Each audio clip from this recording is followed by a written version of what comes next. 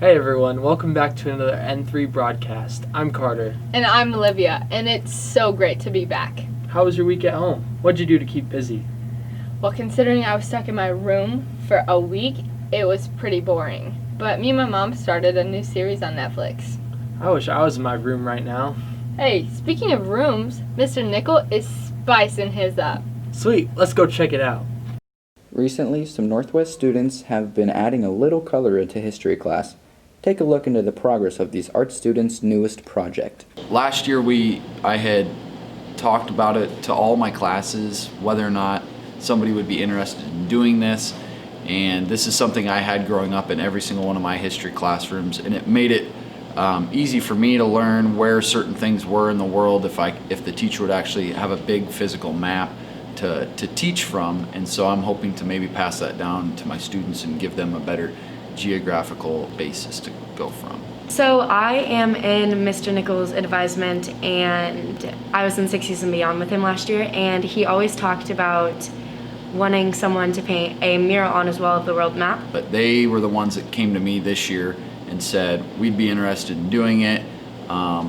What are your requirements? And I said, well, I'm not an artist, you're the ones that want to do it, so I'll kind of leave it up to you. At the beginning of this project, we had to be able to sketch it on the wall, and we wanted to make sure that it was perfect because with this big of a scale, it's really hard to just freehand that. We found that the paints are kind of older and they don't go perfectly onto the wall, so we have to paint over it a couple of times.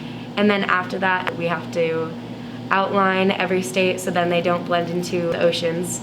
And then we're gonna have to paint the ocean. So it'll be a long process. So far it's taken about 2 weeks. It was supposed to be a 3-week project, but we are still in the phase of painting. I think it'll take about 5 to 6 weeks just with how much detail and scaling we've had to do. I think the benefits for us is that we get to leave something that other generations are going to use, and we know that it's going to be easier for them to understand a little bit more of history. Some people are more physical learners, so if you look directly at the world map, you can kind of visualize where things happened, and it's also something fun for the classroom, more color and something different that not every teacher has. I wanted to do a mural for as long as I've been in art. I feel like it's a different project because after you go through so many years of art, you start doing the same projects over and over again with the same mediums. So painting on the wall and leaving your mark on the school is definitely something different. I've always wanted to leave my mark on the school, per se, and I just think this would be a great way to leave my mark that people in the later years will still see.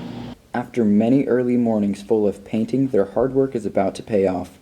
The painting is scheduled to be done in just a few weeks, so make sure to swing by room 206 later this year to see the finished product.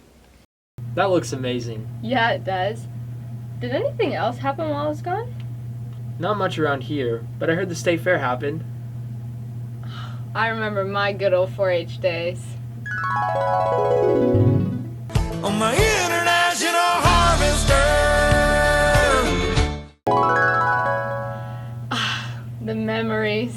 Hey, I heard one of the students at Northwest is showing her animals at the fair. No way. Let's go check that out. In addition to participating in FFA and golf, sophomore Cali Collins is one of the few Northwest students who are competitive showmen. This past weekend, she showed sheep at the state fair with the help of her dad, Colby. The reason I started showing sheep was because my dad did it as a little kid, so he basically got us into it as soon as possible. For this year, we got them around March, and we've been showing them until October, so it's been all year round pretty much. Even though he's no longer showing animals himself, Colby had a good experience with it growing up. Our family shows currently goats, pigs, and sheep, and that's primarily, I just showed sheep when I grew up. I started showing when I was 9 years old in 4-H, and I stuck with it all the way through my high school years, and then I got out of it, and my friends knew that I showed when I was a kid and asked me to help them with their kids, and it got me back in, and now we're a breeder and we have a little over 50 ewes.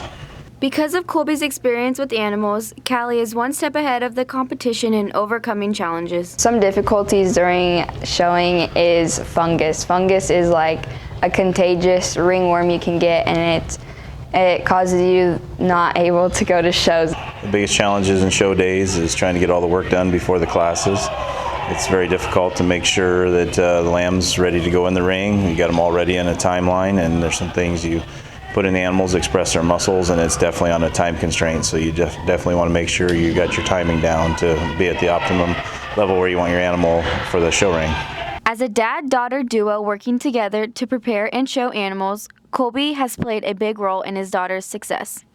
I think a lot of with Callie is just being able to calm down in the ring. Sometimes the lamb, when it doesn't behave or want to cooperate with her, early on, I think it was frustrating to her, and now she realizes it's just part of it. My biggest achievement was this year at County Fair. I won showmanship in goats and pigs, and then I won all around market in pigs, goats, and sheep. Although her showing season is coming to an end, in the meantime, you can catch Callie on the fairway until she begins preparing for her sheep again for the next year. You want to know what my favorite part about the state fair is? What's that? It's the fried Oreos. Well, those sound amazing. You know what I could go for right now? Nothing could beat fried Oreos. Some freshly popped popcorn and sunflower seeds. Then why don't you just go to the next softball game? It's a good idea. Well, speaking of softball, they got a new head coach. Sweet. Let's go meet him. Along with adapting with COVID changes, the softball girls have also had to adapt with a new head coach this year. Mitch Sadd stepped up from assistant coach to lead the girls. Well, when Mike come and talked to me, he kind of just said, we want you to take the job. Really didn't do an interview. We just stepped in there and he said, would you take the job? And I said, let me talk to the family and friends. And so I went and talked to them and decided to take it. He definitely brings a positive attitude, and he's very hands down on what he wants and what we need to do. And I think that's going to take us very far in the season. My background in coaching softball at Northwest has been the last 6 years as an assistant coach on and off, and I probably have 18 years total experience outside of that after the other softball and summer leagues and everything else.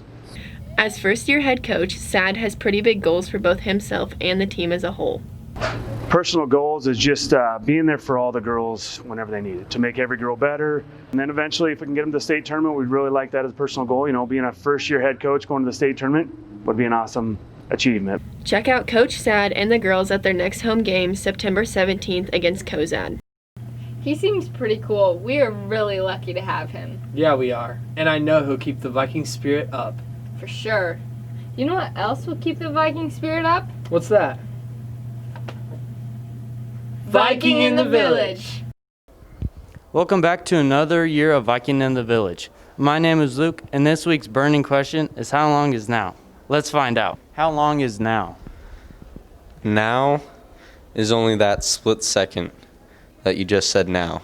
Because if I say now, it's not now anymore because I just said now 2 seconds ago. It doesn't last at all because now is when I say now it's now, and that now was last second. So I don't know, it's nothing. It doesn't last any amount of time because as soon as you say now, that's in the past. So how long is now? Now is now. I mean, it's now. Now is 1 second, right in the moment, 1 second. So you're saying every now is 1 second? Yes. How long is now? I'd say now would be used day, so it'd be 24 hours. Now is 24 hours. It's 1 second. If you say now, that means do it no. As long as today is. How long is now? How long is now? Now is obviously a really fragmented, piece of time.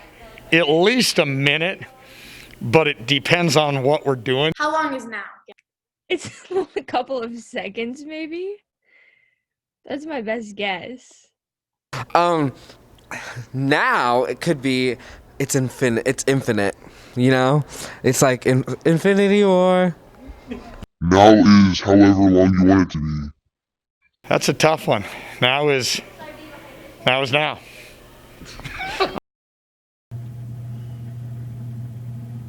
That's it for this week's broadcast. Thanks for joining us. I'm Carter. And I'm Olivia. And don't forget to put your masks up. We'll see you next week on N3.